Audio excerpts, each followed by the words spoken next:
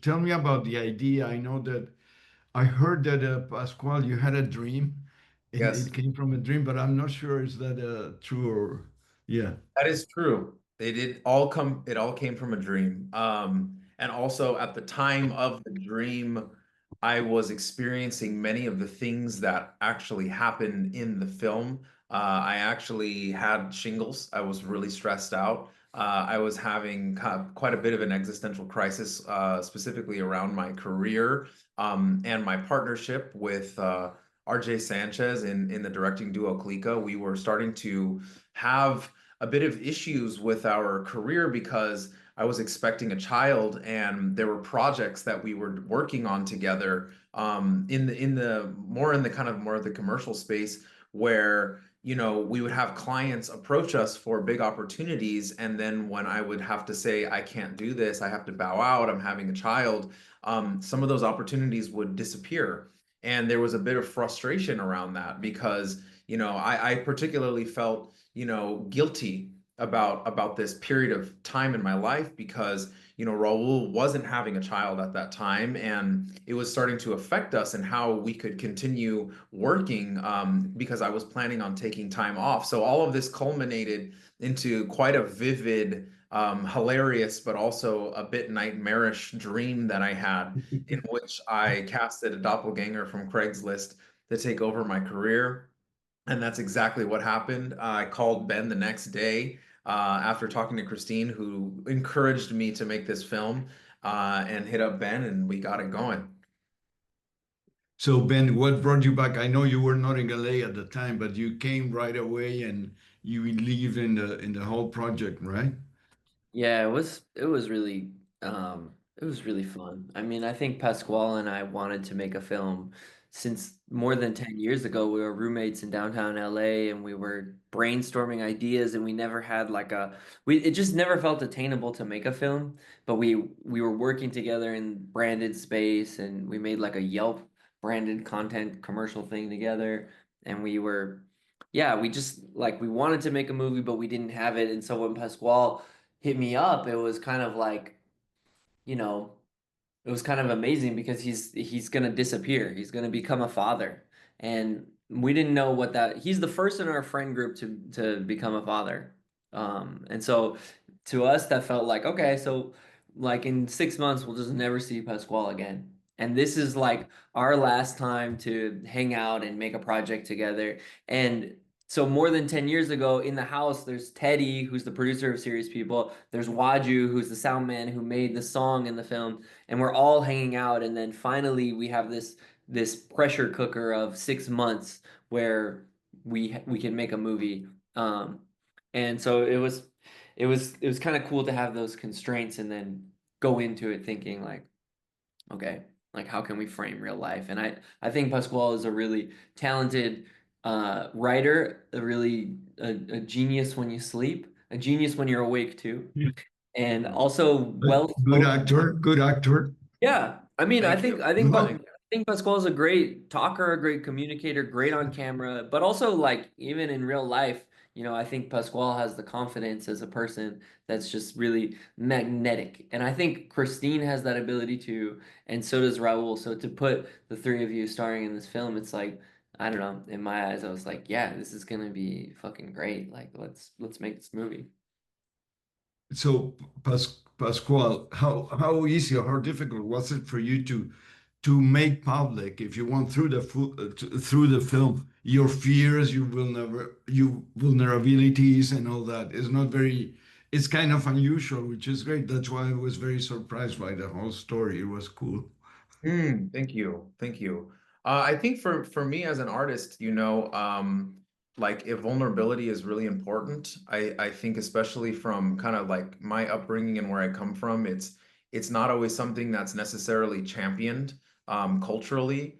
And so that's always been very, very important to me, just as a creative.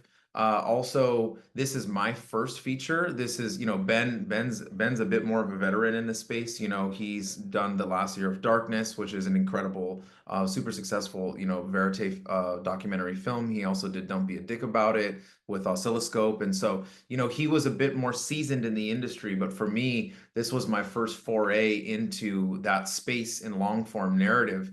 And they always say that classic saying, which is just do what you know. And I thought the best thing I could do was to just put myself all the way out there, in hopes that other people could connect to it. And it was something that I was, I did get a bit nervous about it here and there, but ultimately, I was surrounded by a team and by Ben, people that I know so intimately and that I trust, that it was something that I was comfortable doing, and really glad that we did it. I'd like to know because you're co-writers, no, or just co-directors. Well, doesn't matter. But how does one write a film in which you're putting yourself out there and it's a fiction, but it's also real? I mean, Yeah, right? Your wife yeah, is your wife. You're yeah, yeah, expecting a baby for real. It's complicated, I yeah, guess. yes, But it felt it very is. natural. So, yeah. I mean, look, I think, How? Ben, I'll let you talk about it, but Ben comes, like I said, Ben comes from documentary, and he's very versed in working with subjects as characters. For me, I also studied documentary as well. That's how we met in film school. We were both in the documentary program, but post film school, I got more into the narrative side of things and the music video side of things. And so I think that when we kind of put our minds together when we were writing, it was very seamless, and it was very interesting, and it was very fresh and unique, because I was bringing, more of these hard narrative, structural concepts into something that was meant to be very observational at the same time. And so I think that's how it worked. And we had our own document that we were sharing amongst, ourselves, that was not a traditional script. But that was kind of our Bible, making this thing. And it was a live document that was constantly changing based off of real life and real life scenarios. And that was what was affecting the film. So, yeah, Yeah, was no like dialogue wasn't written, you know? yeah. It's just like 3 to 5 minutes this happens, 5 to 8 minutes this happens. Very basic like formatting. And I think what's cool is, like everyone on camera is really good at talking and performing as themselves. And so yeah, we have the flexibility for performance to be guided in that way. And then yeah, in the field, it's like Pasquale is just pushing the scene forward. He's when he's talking to Miguel, he's like, trying to get him motivated to be a director. And then when Miguel is talking to Raul, it's like, okay, how do we push this? How do we push this like forward? How do we push the confrontation? How do we push to the climax? And so I think that kind of everything, a lot of those things unfolded on set. And Yeah. Miguel Huerta, what a discovery! A Oh, wow. discovery. I mean, he was Absolutely. amazing, He's but he incredible. was super over the top. No, he was fun. Absolutely, absolutely. Yeah, Miguel is amazing. He's a gem of a human being. He's a very nice person in real life. I have to say that on record. He's not the menace that he is in the film.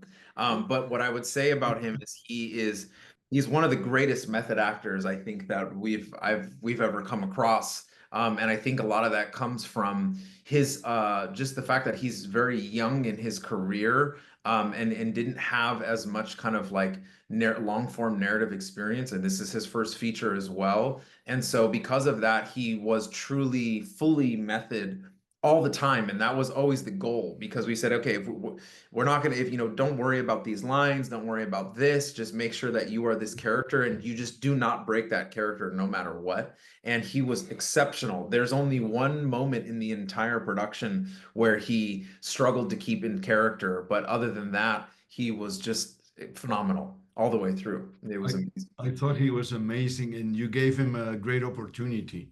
I'm sure we're going to see more of him around. I hope so. No, I hope so. I hope it, so. Yeah. so how do you see your future, like filmmakers, and why do you work together?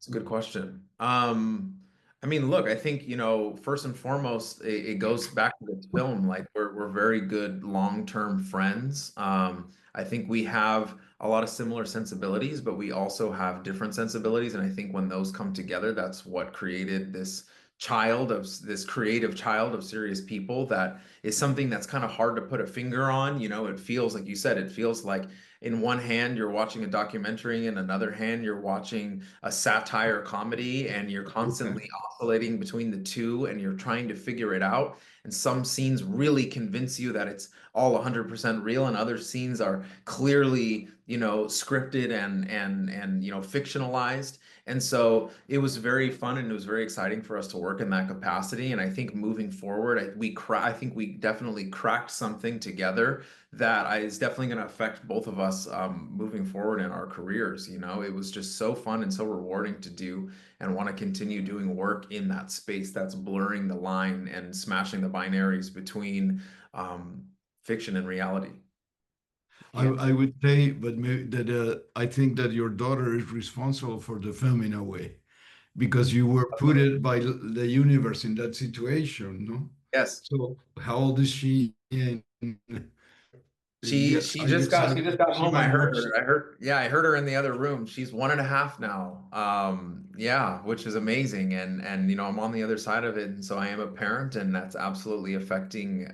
She's everything, obviously. You know, if you're a parent, you know what I'm talking about. Where Yeah. you know your children really are your universe, and I think as an artist, that has definitely deeply influenced me in the type of work that I want to do moving forward, for sure.